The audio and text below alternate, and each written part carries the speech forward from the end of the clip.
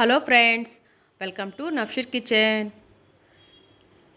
చాలా సింపుల్గా ఈజీగా చేసుకునే రెసిపీ అండి. టేస్ట్ అయితే చాలా బాగుంటుంది. కీర దోసకాయతో బజ్జీలు అండి.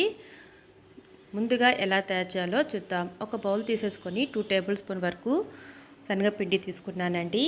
1/4 స్పూన్ వరకు సాల్ట్ వేసేసి, అలాగే 1 స్పూన్ వరకు మిరప్పొడి వేసి అంతా బాగా కలిసే విధంగా కలుపుకోవాలి. తర్వాత కొద్దిగా వాటర్ పోసుకుంటూ బజ్జీ పిండిలాగా మనం దీన్ని కలిపి పక్కన పెట్టేయాలండి. ఈ పిండి కలపడానికి నాకైతే 1/4 కప్పు వరకు వాటర్ అనేది సరిపోయాయి.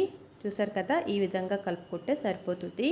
తర్వాత పక్కన పెట్టేసి నేనైతే ఒక కీర దోసకాయ అయితే తీసేసుకున్నాను.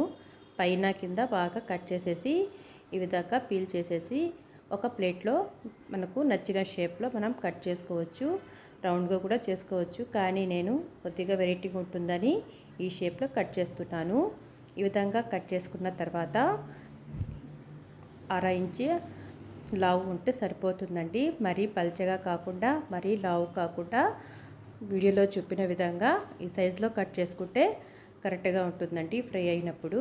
తర్వాత ఇందులోని మనము ముందుగా కలిపి పెట్టుకున్న శనగపిండిని డిప్ చేసేసి ఫ్రై చేసుకోవడమే.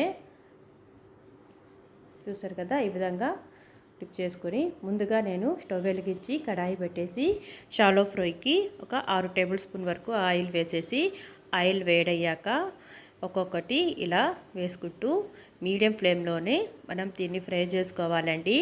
మరి లో ఫ్లేమ్లో పెడితే నూనె అనేది పీల్చేస్తుంది, కాబట్టి మీడియం ఫ్లేమ్లోనే కాల్చాలి. ఒక పక్క ఫ్రై అయిన తర్వాత రెండో పక్కకు టర్న్ చేసుకొని మరో 5 నిమిషాల పాటు మీడియం ఫ్లేమ్లోని ఫ్రై చేసేసుకొని ఇంకా సర్వింగ్ బౌల్లో తీసుకొని సర్వ్ చేసుకోవడమే అండి. చాలా సింపుల్ కదా, ఇంకెందుకు ఆలస్యం, మీరు కూడా ఒకసారి ట్రై చేసి చూడండి. మీకు కూడా చాలా బాగా నచ్చుతుంది. నా వీడియో కనుక నచ్చినట్లయితే తప్పకుండా లైక్, షేర్, సబ్స్క్రైబ్ చేయండి. పక్కనే ఉన్న బెల్ ఐకాను క్లిక్ చేసినట్లయితే నేను అప్లోడ్ చేసే కొత్త వీడియో నోటిఫికేషన్ వస్తుందండి. అప్పుడు మీరు చూడొచ్చు. వీడియో నచ్చినట్లయితే తప్పకుండా లైక్ ఇవ్వండి. తర్వాత వేడివేడిగా సర్వ్ చేసుకుంటే ఎంతో టేస్టీగా ఉంటే వెరైటీగా కీర దోసకాయ బజ్జీ అయితే రెడీ అండి. ఈ వీడియో చూసినందుకు థ్యాంక్ యూ.